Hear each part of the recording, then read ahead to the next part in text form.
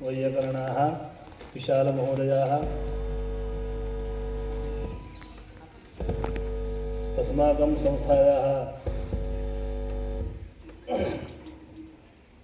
सञ्चालकपुत्राः ऋत्विजः एवं च अन्ये सदस्याः एवं च सज्जनाः समुपस्थिताः।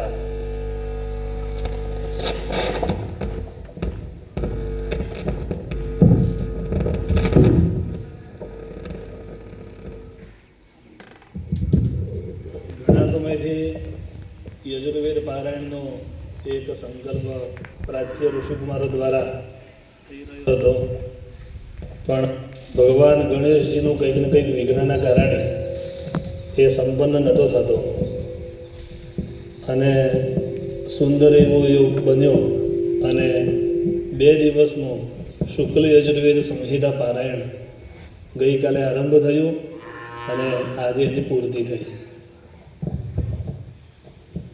આશીર્વચન પાઠવવા માટે મને અહીંયા નિવેદન કરવામાં આવ્યું. આશીર્વચનમાં તો રોજ વિદ્યાર્થીઓને ગુરુજીઓના આશીર્વચન મળતા જ હોય અને એક શુભાશીષ પણ મળતા હોય કે જે ધ્યેય સાથે આ પાઠશાળામાં સંલગ્ન થયા છો, જે બનવા માટે તમે અહીંયા આવ્યા છો એમાં તમે સફળ બનો બધા. સાથે સાથે આપણી પાઠશાળાની સ્થાપના 12 જૂન 2010 થઈ અને એ સમયે આજથી લગભગ 13 વર્ષ પહેલાં જે વિદ્યાર્થીઓ અહીંયા ભણ્યા અને ભણ્યા પછી વેદનારાયણની અતિશય ઉપાસના કરી અને એના ફલ સ્વરૂપે અન્ય પાઠશાળાઓમાં પણ એ ગુરુજન છે. અત્યારે એવા દરેક વિદ્યાર્થી અહીંના જે ભણીને ગયેલા છે બધા સફળ બન્યા છે અને તેઓના માધ્યમથી જ આ આખો જે પ્રકલ્પ 2 દિવસનો યજુર્વેદ પારાયણનો સંપન્ન કરવામાં આવ્યો. હાલ જે વિદ્યાર્થીઓ અમારી પાઠશાળામાં અધ્યયન કરે છે તે સર્વે એને એટલું જ કહેવાનું થાય છે. અહીંયા એક શ્લોક લખેલો છે, વેદ શિવ શિવો વેદો વેદાધ્યાયી સદાશિવ પાષાણ શિવતામ યાતિ કથમ વિપ્રહ શિવો નહીં. બહુ સુંદર આનો અર્થ થાય છે અને દરેકે જીવનમાં ઉતારવા જેવો છે, ખાસ કરીને વિદ્યાર્થીઓને. વેદ શિવ, વેદ છે એ પોતે જ શિવ છે. શિવ વેદ, શિવ છે એ જ વેદ છે. અને આગળ જતાં કહે છે વેદાધ્યાયી સદાશિવ, અને વેદનું નિત્ય સેવન કરવાવાળો, વેદ ભણવાવાળો વિદ્યાર્થી, વેદની ઉપાસના કરવાવાળો એ સ્વયં સદાશિવ કહેવાય. તો કેમ એવું? તો પાષાણ શિવતામ યાતિ. આપણે પથ્થરને પૂજીએ છીએ ને, લિંગ છે, કોઈ પણ શિવાલયમાં જે લિંગ હોય છે એ પથ્થરનું હોય છે. પાષાણ એટલે સંસ્કૃતમાં પથ્થર. જો એની અંદર શિવતામ, એ શિવત્વની પ્રાપ્તિ થતી હોય, આપણને શિવ દેખાતા હોય અને ત્યાં માથું ટેકાવવાથી કે એની પૂજા કરવાથી આપણા અભિષ્ટ કાર્યોની જો સિદ્ધિ થતી હોય તો આ તો હાલતો ચાલતો વિપ્ર છે, બ્રાહ્મણ છે. તો એ શા માટે શિવ ના કહેવાય? કથમ વિપ્રહ શિવો નહીં. આ બધા ધર્મશાસ્ત્રોનું વિવેચન કરવાવાળા ઋષિઓ દ્વારા જ આ શ્લોક ગવાયેલો છે. એટલે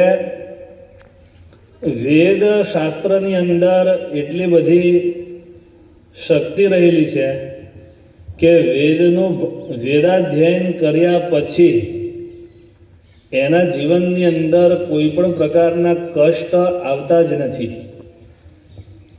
પણ તમારે પણ વિશ્વાસ રાખવો પડે કે વેદ ભણીશું તો અમારું કલ્યાણ થશે. જેવી રીતના ડૉક્ટર પાસે આપણે રોગ નિદાન માટે જઈએ ને તો એ દવા તો આપવાના જ હોય આપણને, પણ સાથે વિશ્વાસ એ હોય કે ડૉક્ટરને ત્યાં જઈ આવ્યા છે ને એટલે હવે વાંધો નહીં, બધું સરસ થઈ જશે. એવી જ રીતના તમે જે બી શાસ્ત્ર ભણતા હોય, વેદ હોય, પુરાણ હોય, ન્યાય હોય, વ્યાકરણ હોય, એ શાસ્ત્ર સ્વયં ઈશ્વર છે. વેદ શબ્દ, વેદની અંદર જ તમામ શાસ્ત્રોનો અંતર્ભાવ થાય છે. એટલે તમે જે પણ શાસ્ત્ર ભણતા હો એ શાસ્ત્રમાં તમને જો શ્રદ્ધા અને વિશ્વાસ હોય ને તો એ સ્વયં ઈશ્વર બનીને તમારું કલ્યાણ કરે આ સંસારની અંદર. અને જે છોકરાઓ અહીંયાથી વેદ ભણીને ગયા છે એ લોકોએ એની અનુભૂતિ કરેલી જ છે.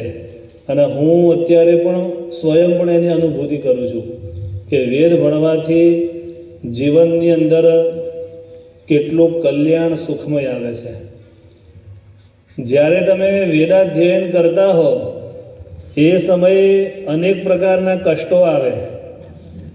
2-2, 4-4, 5-5 કલાક બેસી રહેવું પડે.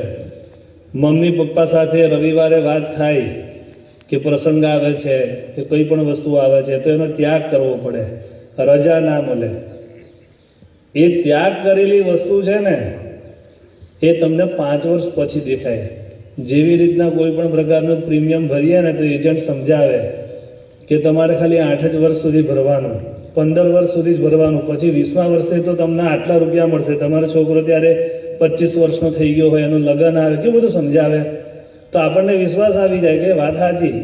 એમને એમ તો પૈસા ભેગા થાય નહીં, એના કરતાં 2-2 હજાર 5-5 હજારનું પ્રીમિયમ ભરીએ તો અત્યારે મળે પૈસા? મળે ક્યારે? 15 વર્ષ પછી. તો હું તો ખાલી 5 વર્ષની તમને ગેરંટી આપું છું. 5 વર્ષ સુખનો ત્યાગ કરશો ને તો 6થું વર્ષ તમારા મમ્મી પપ્પા પણ યાદ રાખશે કે ખરેખર મારો, એમને પોતાને ગર્વ થશે કે મારો પાલ્ય કંઈક થઈને આવેલો છે. મારો આ વિદ્યાર્થી કાળમાં હું જ્યારે મારા ગુરુજી પાસે ભણ્યો, એમનો અહીંયા ઉપર ફોટો છે, વેદ મૂર્તિ તપોનિષ્ઠ પરમ ગુરુજી, એમણે મને આ વેદ વિદ્યા આપી. ગુરુજી મારા જબરજસ્ત કડક હતા. એમનો તો મેં 5મો ભાગે નહીં, પણ એ વખતે એમની કડકાઈના લીધે જ અત્યારે જે કંઈ છીએ. ગુરુજી ઘેર ના જવા દે, બેનના લગ્ન હોય તો ત્યાં એકદમ 2 કે 3 કલાકની રજા આપે.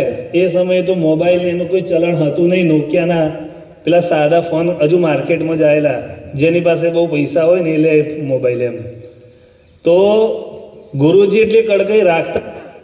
તો એ વખતે કષ્ટ પણ પડતો તો એવું લાગે કે ગુરુજી તો છોડતા જ નહીં.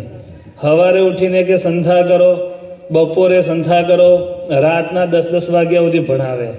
એ વખતે આપણી કક્ષા અત્યારે જેટલી સમજણ શક્તિ છે એટલી એ વખતે હોય નહીં. એટલે આપણે બાળ બુદ્ધિમાં એવું વિચારીએ કે સારું આ તો બહુ કડક પડે છે. એમ જે લોકો સવારે અત્યારે કેટલી ઠંડી છેલ્લા અઠવાડિયાથી બોલુંદ્રામાં ખાસી બધી ઠંડી પડે છે, એમાં તમે લોકો વેદ ભણવાવાળા છોકરાઓ, બીજા અન્ય શાસ્ત્રોનું અધ્યયન કરવાવાળા છોકરાઓ 5-5 વાગે ઉઠો છો તો એ તમારું તપ છે. 5-5, 6-6 કલાક સુધી બેસી રહેવાનું, પેલો ઘૂંટણે સૂજી જાય અને મંત્ર યાદ કરવાના. કોઈ જ્યોતિષના શ્લોકો યાદ કરતું હશે, કોઈ વ્યાકરણના સૂત્ર યાદ કરતું હશે. તો આ બધું તપ કહેવાય. તમારું પ્રીમિયમ છે. આ શું છે? અને આની અવધિ સૌથી ઓછી છે. કોઈ કંપની તમને એમ નહીં કહેતું હોય કે 5 વર્ષ સુધી પૈસા ભરો ને પછી ડબલ થઈ જાય, અથવા તો તમને બહુ બધી જંગી રકમ રિટર્ન મળશે એમ. પણ આપણું એક ગુરુકુલ, આ વૈદિક પરંપરા એક એવી કંપની છે કે જે તમને માત્ર 5 જ વર્ષનું તપ કરવાનું કહે છે. અને તપમાં એવું નહીં કે પાના ખાવાના, ફૂલ ખાઈને જીવન વ્યતીત કરવાનું છે. તમે સંપૂર્ણ આહાર લો, સંપૂર્ણ નિદ્રા તમે ભોગવો, પણ તમારું જે કર્તવ્ય છે કે જે આટલું શાસ્ત્ર મને કંઠસ્થ આટલા વર્ષમાં થવું જ જોઈએ, તો એને પ્રાપ્ત કરવા માટેનો આ આખો માર્ગ છે. એટલે દરેક વિદ્યાર્થી, તમે જોયું કે 2 દિવસ સુધી કેટલા બધા યજુર્વેદના વિદ્વાન ઋષિકુમારો કંઠસ્થ પારાયણ કરતા હતા. તો એ કંઠસ્થ પારાયણ કરવા માટે પણ એમને કેટલી બધી મહેનત કરી હશે. તો તમે લોકો પણ આજે એક આપણે આશીર્વચન તો નથી આપવા, પણ એક ગાઈડલાઈન આપવી છે કે તમે એક એવો સંકલ્પ કરો કે મારે આટલું કરવાનું જ છે. એક શ્લોક છે એના માટે અમારી યાજ્ઞવલ્ક્ય શિક્ષામાં, વિદ્યાર્થી ચેત ત્યજેત સુખમ, સુખાર્થી ચેત ત્યજેત વિદ્યામ. જો તમારે વિદ્યાવાન થવું હોય, મતલબ કે વિદ્યા મેળવવી હોય, તો સુખનો ત્યાગ કરવો પડશે. અને સુખાર્થી ચેત ત્યજેત વિદ્યામ, અને સુખ ભોગવવું હોય, એકદમ મોડું ઉઠવાનું, જલસા કરવાના, તો તમારે એના માટે વિદ્યાને ત્યાગ કરવો પડશે, કારણ કે બંને વસ્તુ એક સાથે થઈ શકે નહીં. આજનો દિવસ છે માર્ગશીર્ષ કૃષ્ણ એકાદશી, બરોબર ને? આજથી 5 વર્ષ પછી જે વિદ્યાર્થી આજે સંકલ્પ કરશે, એના 5 વર્ષ પછી એની પોતાની યોગ્યતા એટલી બધી સુપર થઈ ગઈ હશે કે એને પોતાને એવું અનુભવાશે કે મારામાં કંઈક ચૈતન્ય આવ્યું છે. તો વિદ્યાર્થીથી છે ને ગુરુજી અભિલાષા એક જ વસ્તુની હોય, અને મારા સ્વભાવ પ્રમાણે પણ દરેક વિદ્યાર્થીને ખબર છે કે ખાલી રજા નહીં પાડવાની, એ જ મને ગમે. વિદ્યાર્થી મોડો ઉઠે તો મને ક્યારેય એમ ના કહું મોડો કેમ ઉઠ્યો. કદાચ કશા નિયમો તોડતો હોય કે લેટ આવતો હોય નિયમોમાં, તો હું બહુ ઓછું એને કહું કે ભાઈ આવું કેમ કર્યું. અતિશય હોય તો એને પાછું કહીએ, વાલીને કહીએ. પણ વિદ્યાર્થી રજાઓ પાડે અથવા એને 2-4 દિવસની રજા મળી હોય, એનાથી વધારે ભોગવીને આવે ને, બસ આટલી જ એલર્જી, બીજી કોઈ એલર્જી નહીં. અને આ બધું છે ને તમારા ફાયદા માટે. મારો અને અમારા એના દરેક ગુરુજનોનો પ્રયત્ન એવો જ હોય કે વિદ્યાર્થી ઘરનું સુખ જેટલું ઓછું ભોગવશે ને, એટલી એની વિદ્યા એકદમ પ્રબળ થશે. બાકી અમારું પોતાનું કોઈ અંગત સ્વાર્થ જ કે તમે તૈયાર થો.